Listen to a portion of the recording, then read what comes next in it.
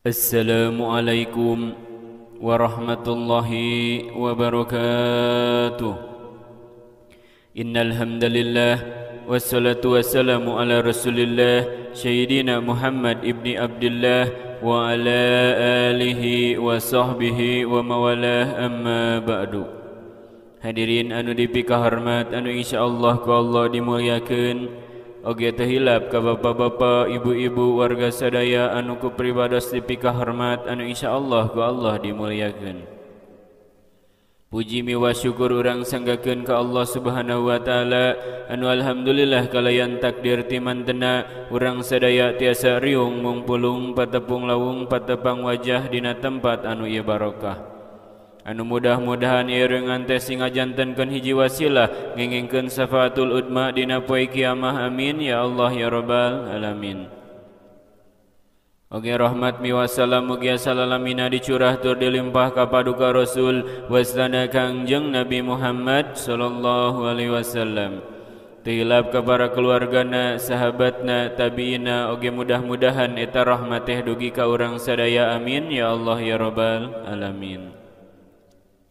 Hadirin anu dipika hormat, loba jalma anu sok poho tara niat puasa, sababna mah loba.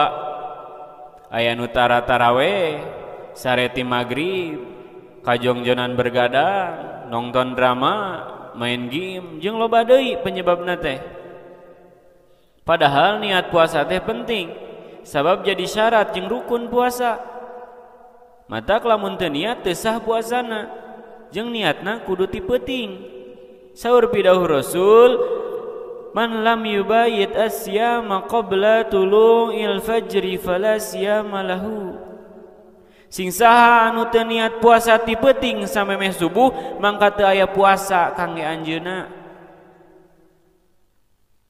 Ku saking pentingna niat ti peuting, di sebagian daerah mah niatna teh sabada taraweh da bisi poho. Matak dipimpin ku imam. Niatna kudu unggal peuting, saban peuting. Terus aya cenah geuning anu niatna sabulaneun, eta mah ti madhab Imam Malik. Lamun urang edek make anu sabulaneun, urang kudu taklid ka Imam Malik. Ulah dicampur-campur teu meunang. Tah urang mah ku sabab madhabna Imam Syafi'i, maka niatna ti peuting, unggal peuting niatna. Niatna nawaitu sauma godin an adai pardi syahri ramadana hadihi sanati fardhu lillahi ta'ala. Niat abdi puasa dinten enjing tahun ieu dina sasih bulan Ramadan fardu karena Allah taala.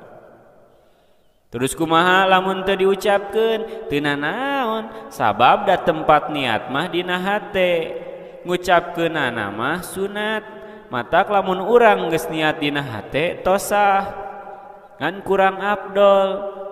Lamun teu diucapkeun mah sabab sok jadi ragu-ragu engkena, urang teh geus niat can nya kitu.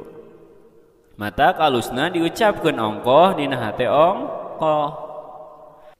Kumaha lamun nyaan poho teu niat, kumaha tuh eta? Lamun teu dihaja hudangna teh geus isuk-isuk jam 7, maka kudu ngeker puasa.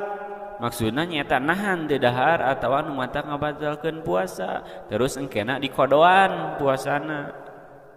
Beda carita lamun dihaja gara-gara bergadang anu teu berfaedah seperti nonton drama Korea, nempoan TikTok, main game, jadi poho teu niat, mangka teu sah puasana ge teu jadi.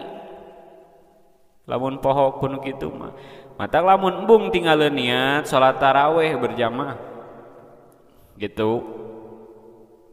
Mudah-mudahan puasa urang sadaya semakin semangat, amin ya Allah ya rabbal alamin.